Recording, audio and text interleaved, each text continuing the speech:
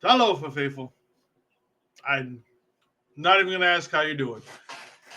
'Cause, fuck, man, this one hurts. Um, that's probably the division for us. We're a wild card team now at this point. I don't see us winning the division, obviously, with 3 losses, unless the rest of the division is an utter collapse. But yeah, that one hurts. So it's 5:45 Monday morning. I still gotta go to work. I live in the Seattle area, man. I didn't obviously with how my friends are and everything up here. I talk a lot of shit. We talk a lot of shit. I've got a lot of crow to eat this week. It's gonna be a little humbling this morning on the drive in because obviously I've got my car with my Niner flags on it and everything else like that, and I'm gonna walk into work probably with some Niners gear on. Um, yeah, crow shall be had for me this morning. It should be a delicious dish, but so be it. Remember, we got 24 hours, so let's get this shit over with, shall we? We're gonna be in our fields for about another 12 hours or so, and then we got to move on and get ready for honestly what in my household is probably one of the funner weeks in the household because obviously, as you guys will know by now, my wife is a Packers fan. So, ladies, hit me up. I'm single until after the game on Sunday. So, all right, fuck, I'm trying to stall watching this shit. But here we go. All right, NFL, please do not monetize this video. This is underneath the fair share rights. Leave our small little channel alone, will you? Go after the people who do this with like 15,000 views. Leave me and my 50 views alone, man. Seriously, NFL. Stop doing that to us. All right, folks. Again, I'm trying to stall. I don't think I can stall any longer on this. Let me turn off the audio. Um, the game started out like a very slow burn. Like it was like, okay, are we gonna get this moving? Is anything gonna happen? Some things happened. A lot of things didn't happen. So here we go. All right, obviously that's Seattle out there. Defense played very well, especially up until probably the point where Bosa got out of the game. This defense was playing very well. I will give the flowers where it's due. There's Tyler Lockett, a man who I have much respect for because he has done so many terrible things to us over the year. But damn, I don't know if he'll get to the Hall. I don't know if Tyler Lockett will get to the Hall. Maybe on like a veterans committee. But Tyler Lockett's been a very, very good professional wide receiver for a very long time. All right, Gino back. Do the long one over to Jackson Smith-Njigba, who is emerging as the best slot receiver in the NFL right now. There's Bosa with the first of his sacks. There's him and Mr. Floyd. Floyd's starting to show up a little bit in the back end of the season finally. He'll be fine. I know a lot of people are bitching and moaning because, he's not producing at the rate, but at this rate, he'll be exactly where he needs to be by the end of the season, which is all we ever wanted him to be, right? We wanted his 10 sacks a year, and that's all we wanted. Brock, my real name is Lamar Purdy going out there. Just so you guys know, when it comes to betting for any of you for the next, I don't know, probably to the end of the season, anything under 17 yards a game rushing for Brock, take that bet. That bet has made me so much money this year. Just take the over on it because he's going to get it. So like I said, I think this week it was up to about 16 and a half. It's probably going to be pushing 17, 18 next week because places are probably tired of losing money on that bet. But if it's under 17 yards a game, I'm taking the over on that for Brock for a bet every week. That one has probably been my most solid winning bet all year long. All right.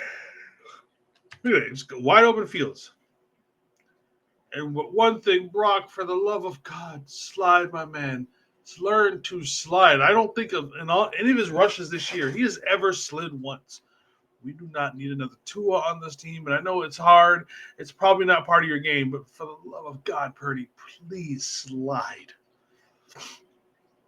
I'm tired of seeing you take these unnecessary shots. CMC over the middle. Oh, no, this is the one to John. Juwan Jennings, ladies and gentlemen. Get used to that name. The rest of this game and the rest of the season going forward as a 49er. Amazing. Mr. Mason with one of his 2 carries, I want to say he had on the day. I am Disappointed in the fact that we saw so little of Mason, especially because he had a good start. And here's Brock rolling out, running, diving for that touchdown again.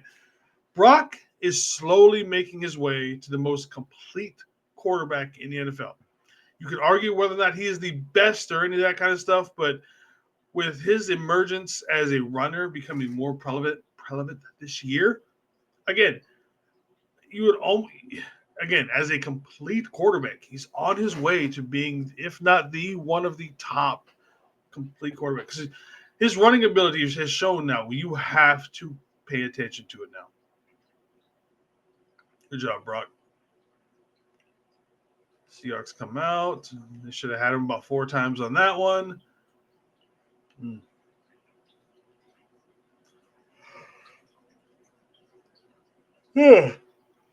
Bad snap by Seattle's center, who their center actually randomly retired Friday. I want to say it was about noon or so when I got the alert. Not sure what's going on with him. They said it was a personal/family reason. So hopefully everything's okay for him and his family. So, but yeah, just randomly. So obviously there's some cohesion, issues and stuff like that going on. I want to say that the guy that started for him, that I heard he was like his second start ever NFL. So obviously there's that. They also brought back Abe Lucas, who played in stints. I don't think he played most of the game. I think he just played a few stints here and there. So slowly working him back up. So we'll see if what goes on with Seattle's line the rest of the season. All right, obviously we got Brock in the shotgun. Debo in motion. Throw rolling. Boom. Terrible. He had Debo open in the flat underneath. So you can see Debo right here. Right here. Look up here, Brock. I know you want to go for that first because it's 2nd and 5, but we could have let Debo have here. He had a little bit of room. And yeah, this is just bad decisions by Brock on this one. Terrible decisions by Brock. Ooh. Although I got to admit, I like seeing big man get an interception. It's always good to see. Except when this is 49ers, obviously. But yeah, he had Debo wide open. Should have hit Debo for that one. Give him the chance to go for that first instead of throwing for the automatic first. There's another sack. We got welcome back, Mr. Yatir Grass-Matos, coming back after injuring his knee in the last preseason game, but it's good to see him back. Let's see, Brock back there. Brock under a lot of pressure. Now I'm going to say, we'll watch this here again in a second. Brock again, just running. All right, let's back this up.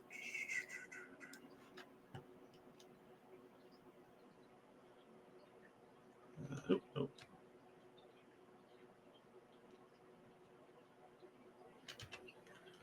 Mr. McKivitz down here. Colton McKivitz. I have been one of the people who have probably been more aggressive in saying that you are not as bad as people say they are. I mean, are you great? No, by no means are you great. But do you probably go up against the other team's best D lineman for the most part? Yes. Do I think there's a particular other person, possibly persons on this line who are worse than you? Yes. But today you made all the naysayers right, man. Today was one of Colt McKivitz's worst games. He was just getting blown out left and right and center. And this play shows one of them. Ooh. It's just get in the way of the guy. Couldn't even get in the way of his guy for about half a second. Oh, man. Like I said, it's a good thing our quarterback can run.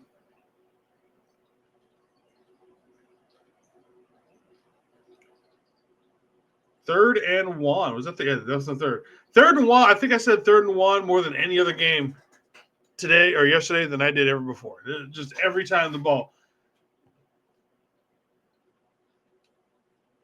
When we're trying to get Debo, if Debo had kept running that route instead of sitting down, that ball, he had all the room in the world.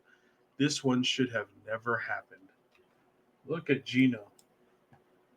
Geno is in the end zone, falling down basically, and gets that out. It should never happen.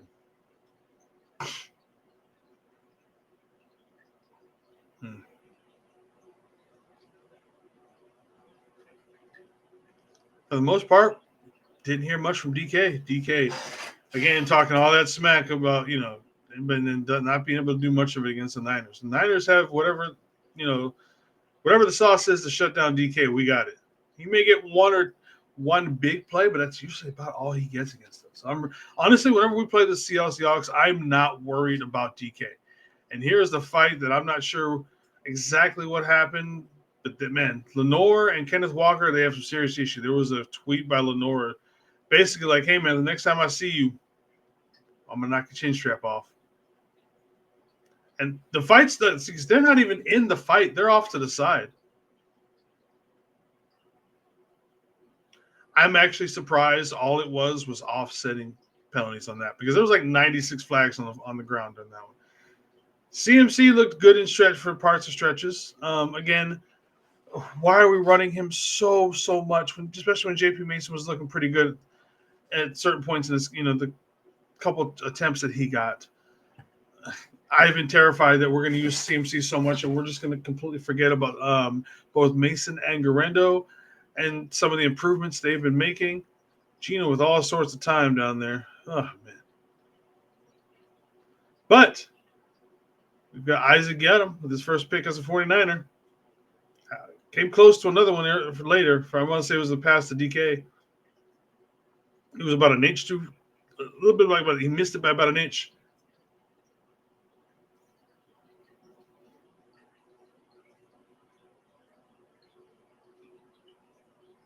Just CMC. We got to have something else besides. I said we got to have something besides CMC and Juwan Jennings. And obviously, I know a lot of the issue with this one is obviously because Kittle is not in. And we all know Kittle has some of his best games against the Seahawks. See, there's the one I thought Item was going to get a second pick on this one. Like I said, but he missed it by about an inch. See, that's all really DK had for us today. Again, not really worried about DK when it comes to the Seahawks. I'm more worried about Tyler Lockett, Jackson Smith, and the Jigba, those guys, than I am about DK. He's just not the presence that he is with other teams. And then obviously Seattle comes up and takes the lead here. I'm not gonna lie, at this point I was like, oh great. It's a second half lead that we are once again giving up. To be fair, at this point, if you had told me we had only scored 7 points, I'd have laughed at you. I was like, no way. With their terrible defense and everything, we're going to score way more points than that. Or excuse me, 10, I'm sorry. Third and one. Okay, this would be considered second and one. Look at it. Jennings was damn near trying to carry this team to a win yesterday.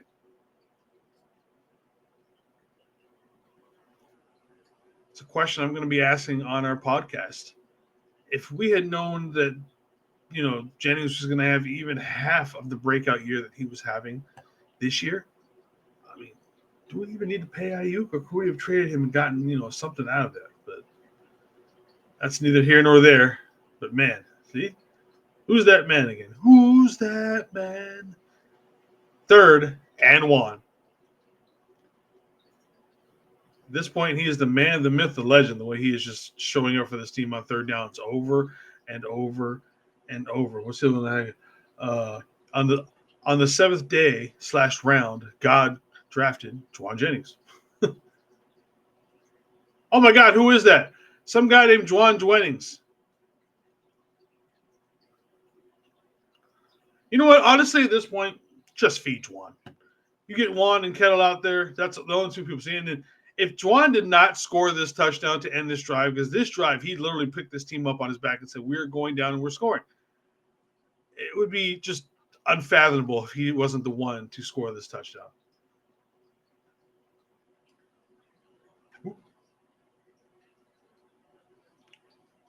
There it is. I like that play design. Get him like acting like he's going to block and then just peel off to the side.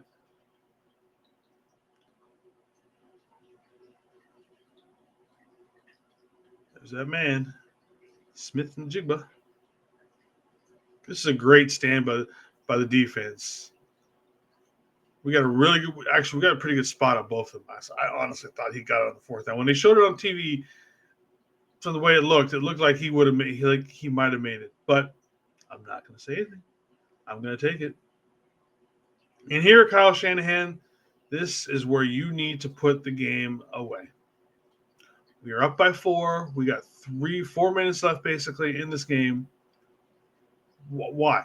Why are we running the ball? Or why are we passing the ball here? Of course, granted, I want to see more Jennings because, again, he's just fighting off everybody. But why are we throwing the ball? Take time off the clock. Seattle gets the ball back. Boom. Not going to lie. The end of this drive is probably one of the biggest embarrassments I've seen to this team.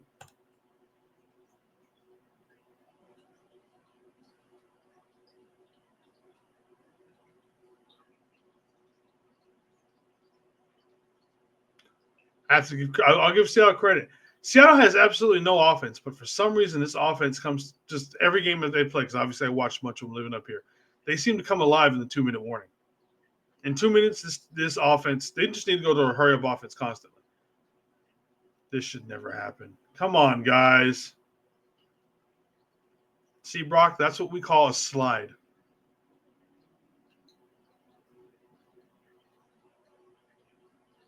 It's soft coverage bullshit. I don't think we did blitz a couple times in this drive, but just come on.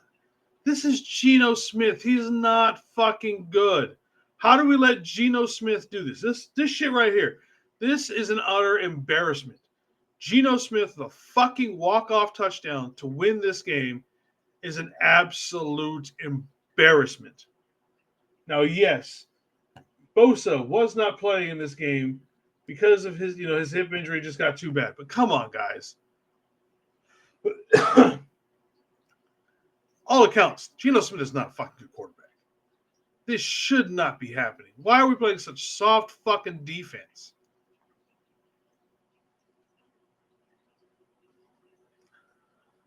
Fuck, man. This is just, like I said, this absolutely terrible. Absolutely fucking terrible.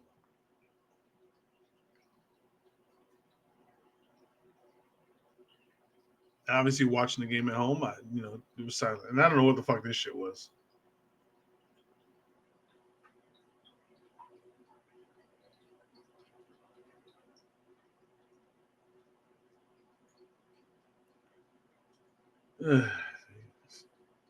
Dumb shit. I like to see hook and ladder work at some point in the NFL, and there's a couple times where it gets exciting, but it never actually works.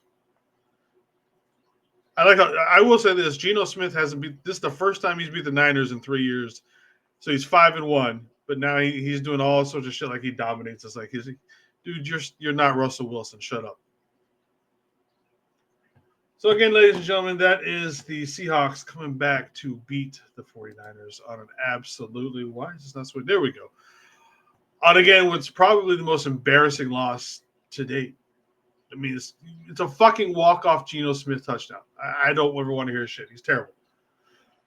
But then again, we lost. So Shanahan, this team has issues right now. This team has issues bigger than what most people have been wanting to say.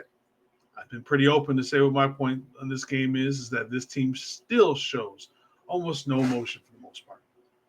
Even in last week's win, with Moody with the walk off and all that kind of stuff, I'm still not seeing enough to where this team is just showing like they want to play football. I don't know what's going on with it. Has the Kyle message faltered? Has he lost the locker room? I don't know what's going on. And even watching some of the pressers afterwards, I felt like they didn't care. There's just not enough, there doesn't seem to be any urgency in the fact that this team is now 5-5. The division's gone. I'm not even under any circumstances do I think we can win this division without seeing an utter collapse from the other teams.